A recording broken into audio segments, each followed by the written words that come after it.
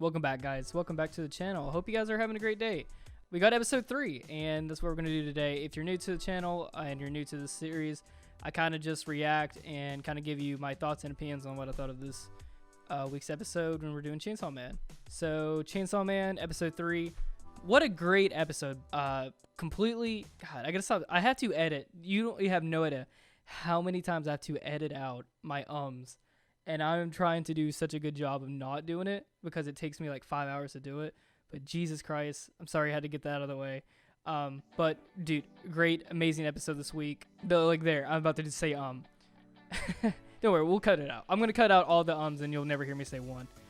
Unless I start getting lazy. Anyway, yeah, episode 3, amazing. I think we got like pretty much like everything we're probably going to see from this series, from Denji's obsessiveness to touch boobs. I mean, this guy lives to touch breast.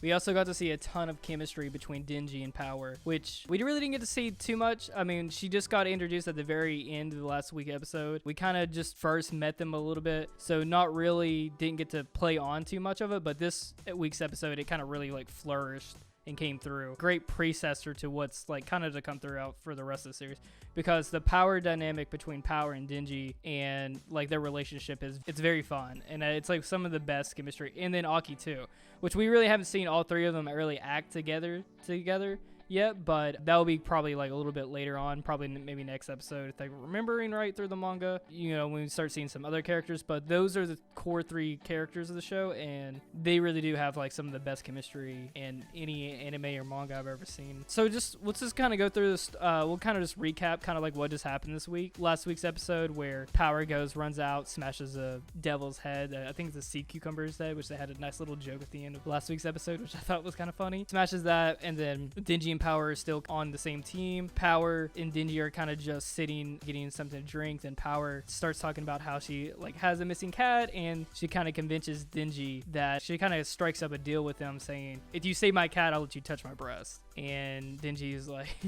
if you never read Chainsaw Man, that is pretty much the absolute DNA of this character. He has a one-track mind. He doesn't know too much. Yeah, that's pretty much it. That's his whole character. Then we see kind of like Makima explain Devil gets her powers from kind of like their namesake. Then we first meet the bad devil that's kidnapped Power's cat. Actually, I want to kind of go back a little bit. I kind of skipped over. One thing I wanted to note was like how gory everything is in like the anime versus like the manga, because it kind of shows like Power's backstory of like how she like decapitated this bear and how she met her cat, and then like there's like this whole thing of like a cow scene.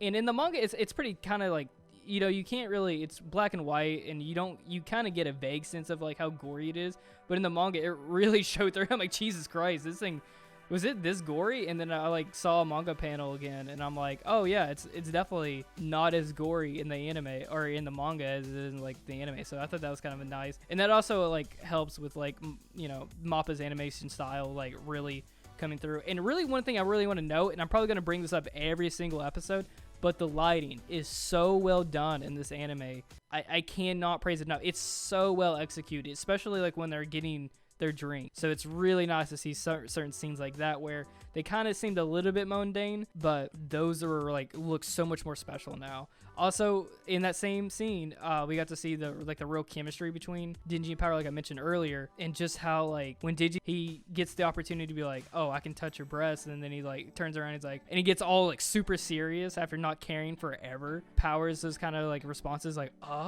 and then I think the voice actor just did a really good job with just nailing every bit of that like little interaction they had together. I thought that was like really special, and it just kind of like bonds them a little bit closer, and then you can kind of visually and audibly, is that a word? Audibly? No, that can't be a word. Anyway, you can actually hear it. It's nice because it's not just the sounds that I make in my head. Anyway, we get through to the Bat Devil, and then that whole like kind of betrayal between like Denji and Power, how she kind of tricked him into getting the cat, and then she gets also double crossed too. We get to the fight scene at the very end of the episode. Holy shit, that it is so well done. I was kind of worried a little bit that there was going to be too much CGI from like the kind of like the beginning episodes, but no, they completely showed that they can handle it. I think the CGI looked really well done when it's like a little bit further away. Don't even notice it at all. And you can definitely tell, like in an animation, they break it up into like scenes and everything like that. Kind of comes down to is like CGI animation gets, the more it's cut up between like a lot of groups of people. So the communication between those people has to be done right for it to look right. The animes where you see the CGI is like terribly done, it's typically because the director wasn't communication, and didn't give it like enough time, and like scheduling and all that wasn't really well done. You can tell that they absolutely have a perfect schedule set up for this stuff. So you might see one or two scenes that may just look a little bit off, and then you see some high-end action scenes that look really great. And that's just probably because one person or one area was just probably lacking or didn't have enough time for that one particular area. And typically you see them in like a lot slower scenes, like talking scenes. I noticed one part where like Denji like gets thrown through a building and there's a woman there, and then he has to like kind of move, and they did a CGI part there, and it kind of looks a little bit wavy, but that's just because they just decided that one point in time where I'm like, oh well, he doesn't need to be, this is not a major point, so we don't need to spend so much time like right there. But that's just give a little bit of cliff note. Anyway, we get to the Bat Devil and to the whole fight scene out in the street, and then you really start to see Denji's character kind of come through of like truly what he is just once he has a goal set in mind, I mean, there's nothing going to stop him and get in the way. And he has little to no regard to like for like other human life. It's just kind of like he runs on a one-track mind. He's a one-track character, and it's kind of like he just doesn't know anything else. I mean, like he just sets his mind to one thing and then he just goes for it. And he'll rip and shred through anything. It doesn't care if it's, I mean, he'll save, it seems like he more or less just saves like women and children, and then like if it's a guy involved at any point in time, he's just like, all right, whatever, you can die, it doesn't matter. Anyway, but we got some absolute top tier animation between that fight between him and the Bad Devil.